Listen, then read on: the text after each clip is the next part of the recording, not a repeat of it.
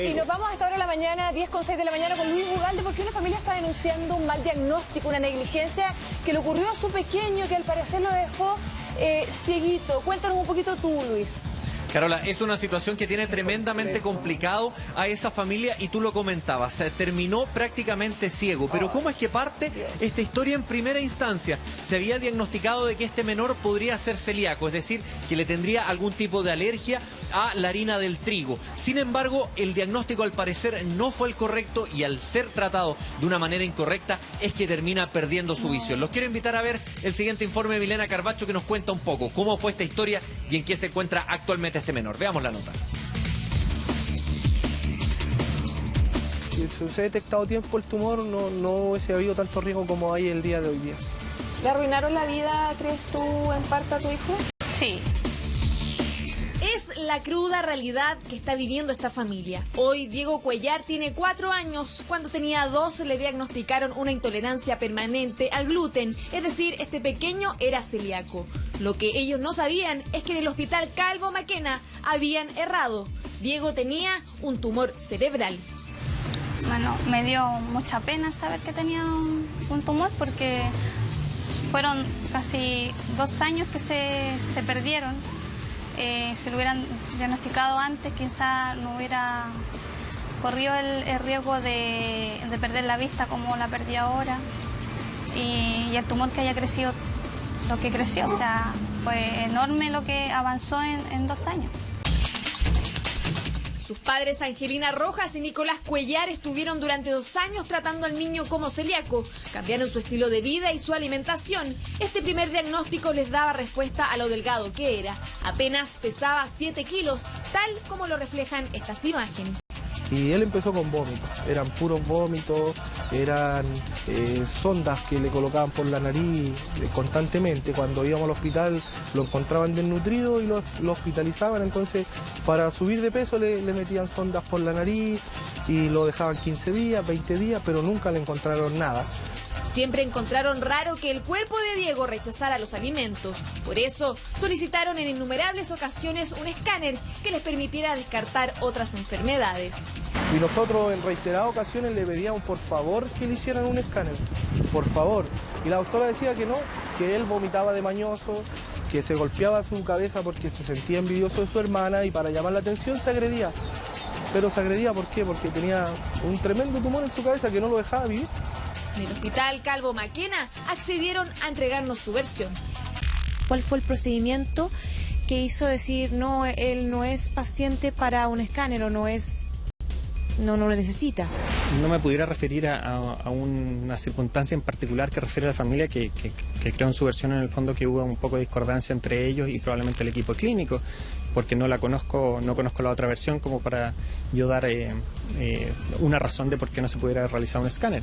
Sí considero que todo paciente en el fondo que se va a realizar un examen tiene que ser un examen que uno juiciosamente como médico estima que es conveniente, porque tanto el realizar exámenes como no realizarlo tienen un costo y beneficio para los niños, sobre todo en niños muy pequeños en que tú los sometes a una radiación que es importante, que muchas veces requieren anestesia y que por eso también se corren riesgos. Entonces no es gratuito realizar el examen de cualquier niño si es que uno no tiene una sospecha diagnóstica bien fundada y va a cambiar el curso clínico de la evolución.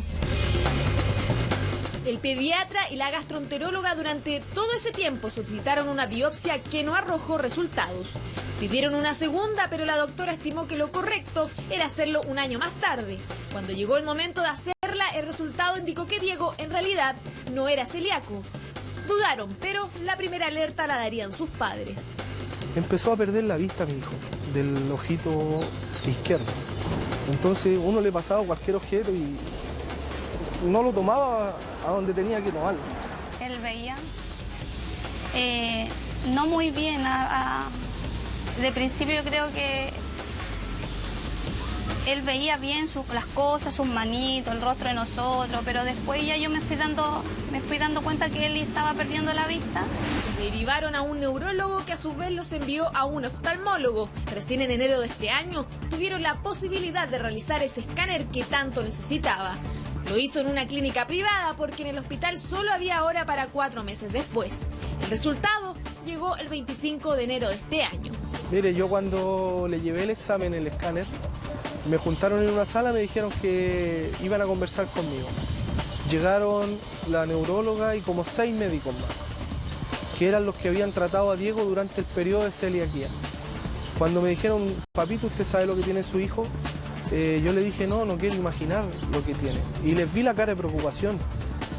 Cuando me dicen, váyase al tiro al Instituto de Neurocirugía porque su hijo tiene un tremendo tumor que está muy complicado, los doctores me agacharon la cabeza.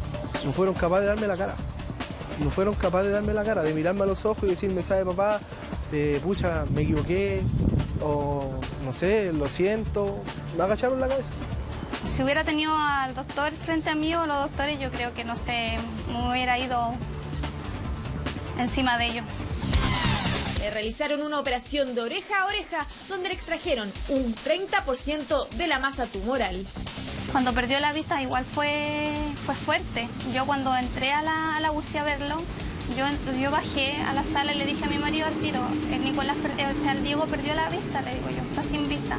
No, me dijo, si el doctor dijo que en 5 días se le iba a pasar eso. No, le dije yo, mi hijo sí perdió la vista, no está viendo. Lamentablemente, la ceguera del niño es irreversible. Deberá volver a reincorporarse a la sociedad con esa discapacidad. Jugaron con la vida de él. O sea, ahora con el tumor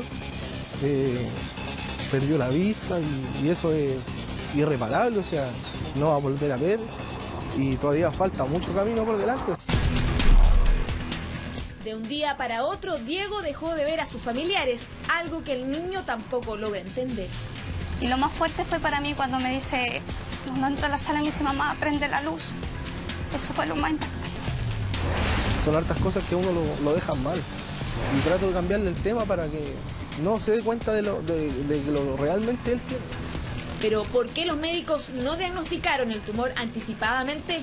Siempre es complejo hablar en términos médicos sobre un mal diagnóstico o un error diagnóstico. Porque descartando lo que es el dolo, la intencionalidad, la negligencia o el abandono hacia un paciente, el actuar médico corresponde a actuar correspondiente al diagnóstico que uno tiene y proveer todas las acciones para que el paciente en el fondo tenga un adecuado diagnóstico, adecuado desarrollo y tratamiento y seguimiento apropiado. Entonces, basado en el cuadro clínico, en el cual nada hacía sospechar una patología tan infrecuente, se realizaron todas las acciones en un primer momento destinadas a la hipótesis diagnóstica con la que se trabajaba. Habría sido la desnutrición crónica de Diego la que habría ocultado la otra enfermedad. Él nunca dejó de ser activo, hablador e inteligente. La dificultad de subir de peso fue la única consecuencia visual que habría dejado el tumor. Tanto que hasta el día de hoy los doctores no podrían determinar si el niño nació con el tumor o si se desarrolló durante su crecimiento. ¿Crees que esto fue efectivamente una negligencia? Sí. Sí, porque si hubiera sido un doctor, hubiera sido como, no sé, como más pasable, a lo mejor hubiera...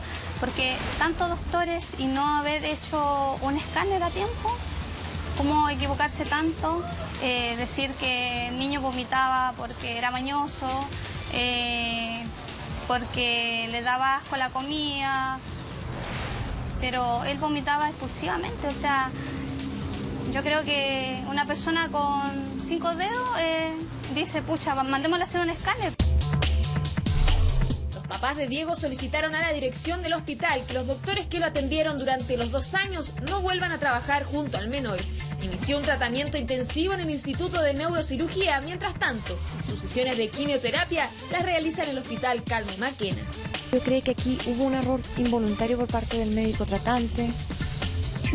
Estamos conscientes y muy plenos de este caso en el hospital. Nosotros lo seguimos acompañando y en el fondo el hecho de que la misma familia se siga atendiendo con nosotros nos da un poco la confianza de que tenemos buenos especialistas y de que si bien hubo un retraso en el diagnóstico por las características de este tipo de patología, confiamos plenamente en nuestro equipo de médicos y que se hizo todo lo que se podía hacer de acuerdo al cuadro clínico que en ese momento Diego presentaba. La próxima decisión que esta familia deberá tomar es si luego de las 10 sesiones de quimioterapia, donde esperan que el tumor disminuya su tamaño, someterán a Diego a una próxima operación. Muy difícil porque está en nuestras manos de determinar si lo operamos o no lo operamos.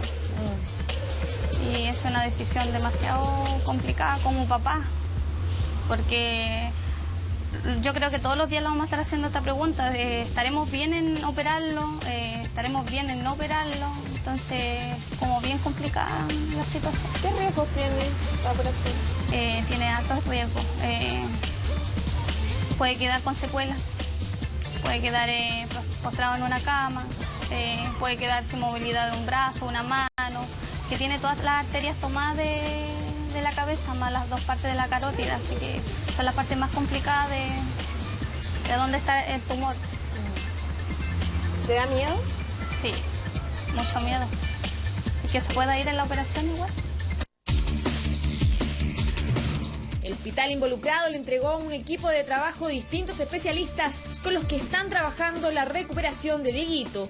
Aún así, la familia puso una demanda en su contra, la que actualmente se encuentra en etapa de mediación antes del juicio. Con Diego, ahora sus padres viven el día a día, intentando entregarle la mayor felicidad posible en medio del dolor.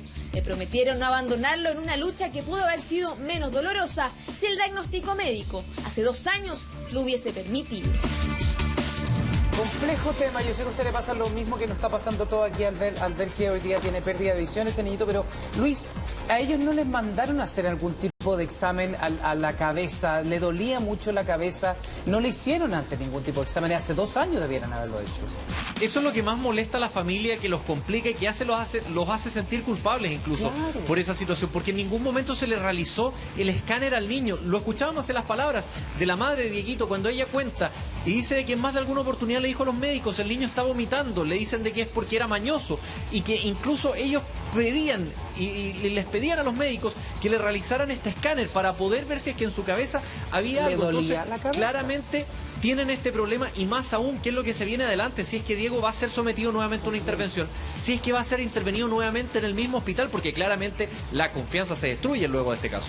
Lógico, ahora abogado Claudio, no sé, también es un tema legal aquí, porque si le dolía la cabeza, voy a ocupar tus palabras, Felipe, si al niñito le dolía la cabeza, o sea, hacerle un examen a la cabeza, o sea, no es lo... Y efectos colaterales, es decir, vómitos permanentes, se golpeaba, o sea, no solo era una migraña, digamos. Claro.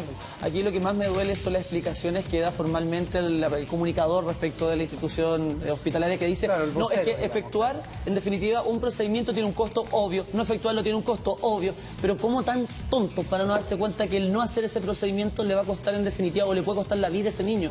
Ya lo dejaron ciego el niño. ¿Ahora qué? ¿Van a esperar que muera? O sea, la verdad es que, bueno, lo que pasa es que estoy un poco enojado con el tema, pero en definitiva, desde el punto de vista netamente legal, hoy en día lo único que tiene la familia es simplemente una demanda civil de indemnización de perjuicio, que con la poca plata que va a pagar, porque el sistema público más encima está amparado por el Consejo de Defensa del Estado, y el Consejo la pega que tiene es alargar esto lo que se pueda, 10, 2 años de juicio, para que les llegue una porquería de plata.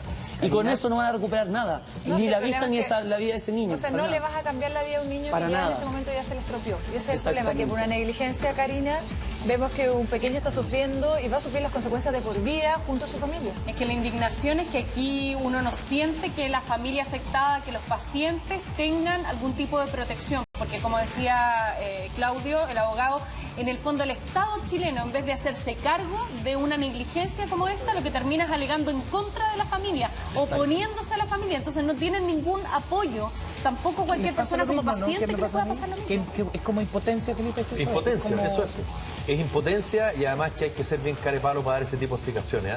Yo creo que claro, ese tipo de explicaciones la ciudadanía actualmente ya no las tolera ya. Pero no las tolera, ¿sabes por qué? Porque ya tenemos información respecto a cómo se maneja el sistema público. Y en particular, ojo con la explicación que él da. Porque yo insisto, si al niño le duele la espalda, puede haber un millón de explicaciones, pero cuando permanentemente se queja de un problema de la cabeza y que tiene vómito y que se golpea, y además la explicación es que agota todos los exámenes en la cabeza si le duele la cabeza. Claro, vomitaba porque era mañoso y se pegaba en la cabeza porque tenía celos de la hermana. Perdón, ellos son especialistas en una función del cuerpo humano, o sea, no tiene que ver con una cosa emocional, acá es una cosa física, de la cual ellos efectivamente llegaron tarde. Oye, y ojo, algo que hemos repetido y yo lo he dicho así hasta el cansancio, ¿qué pasa con la empatía? ¿Qué pasa con la empatía de este vocero? Que me llama la atención que sea vocero de un hospital al final público donde tiene que dar este tipo de explicaciones, cuando en realidad en este momento le perjudicaron la vida a un ser humano, a un pequeño que tiene toda una vida por delante, y hoy día por la negligencia, la verdad, que quedó abandonado y en el Sí. olvido. Así que bueno, vamos a estar muy encima de este caso también para que pongan mucha atención. Y aparece nuestro teléfono de denuncia en pantalla para que, mire, ahí está, es el 5699-218-4324. 218-4324. Cualquier denuncia que usted tenga, tome contacto con ese teléfono que aparece en pantalla cuando son las 10 de la mañana.